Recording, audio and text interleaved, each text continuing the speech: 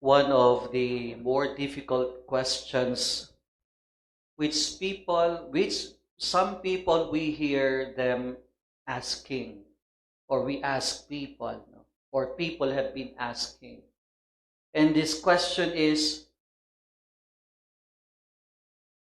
nagkukulang ba ang Diyos sa tao? May pagkukulang ba ang Diyos sa tao? Kung kayong tatanungin, if you are to be asked, may pagkukulang ba ang Diyos sa inyo? O nakukulangan ba kayo sa Diyos? It's a very important question. Why?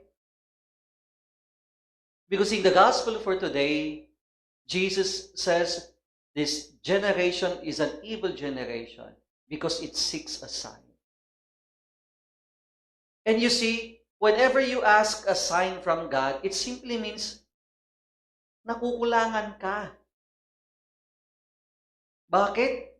Kadalasan, the sign that you are asking is actually you asking a proof, an evidence.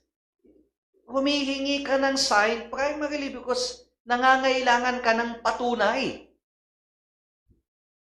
At alam nyo, ang mga taong humihingi ng patunay, sila yung nakukulangan. Eh sinasabi ni Jesus, why do you have to ask sign? Nagkukulang ba ang Diyos? Nakukulangan ba kayo sa Diyos? Kaya kayo hingi ng sign? And Jesus would say, this is an evil generation because it seeks a sign. Eh, hindi ba madalas ganyan din tayo? Lord, bigyan mo ako ng sign. Madalas mong sinasabihan sa dasal, Lord, kung ito nga, bigyan mo nga ako ng sign. Kailangan pa rin natin ng patunay ng Diyos. Eh kung hindi magbigay ng sign. Ang problema kasi sa tao, parang laging kailangan natin ng patunay. Primarily because we always think there is something missing, there is something lacking. That is why we need proof. We need evidence. And worse, we apply that to God. Kaya nga ang tanong is, sa tingin ninyo, sa inyo, may pagkukulang ba ang Diyos sa inyo? O nakukulangan ba kayo sa ginagawa ng Diyos para sa inyo? Kung hindi, eh bakit kayo hingi ng sign? Hindi nyo kailangan ng sign. Bakit? Eh wala namang pagkukulang ang Diyos sa atin eh. In fact, sobra-sobra pa nga yung ginagawa niya at binibigay niya sa atin. What seems to be the problem of the people of the gospel for today, it's not because nagkulang ang Diyos sa mga taong ito. That is why they are asking signs. Ang totoo niyan is, they simply were insensitive to the simple signs that Jesus is doing during that time. So kung meron man tayong hinihingi sa Diyos, hindi yung sign. Ang hingi nating ibigay niya sa atin, yung sensitivity natin. In particular, sensitivity to the many signs He gives us every day. Ang dami po niyan, hindi nyo mabilang yan every day. It's a sign.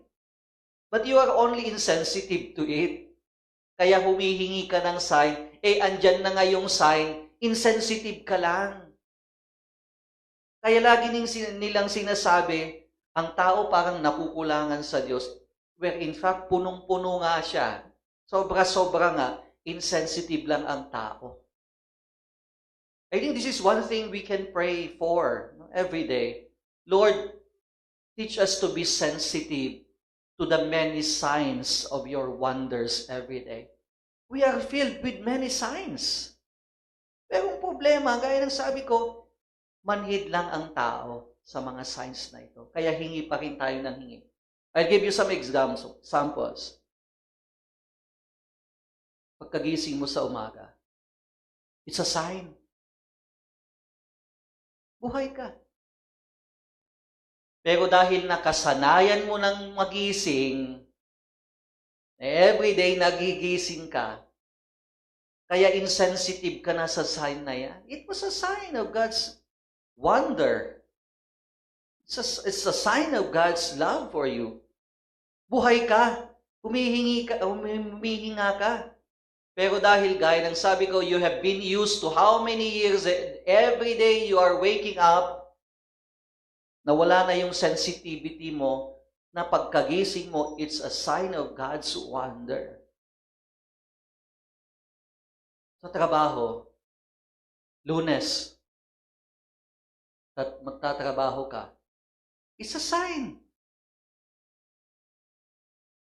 Yung problema, alam kasi natin, basta Lunes, trabaho. Nasanay na tayo eh. But your work is a sign of God's wonder. Sa totoo, ang daming walang trabaho. In fact, sa news, I think 2 weeks ago, tumaas nga yung unemployment sa Pilipinas eh. Tumaas.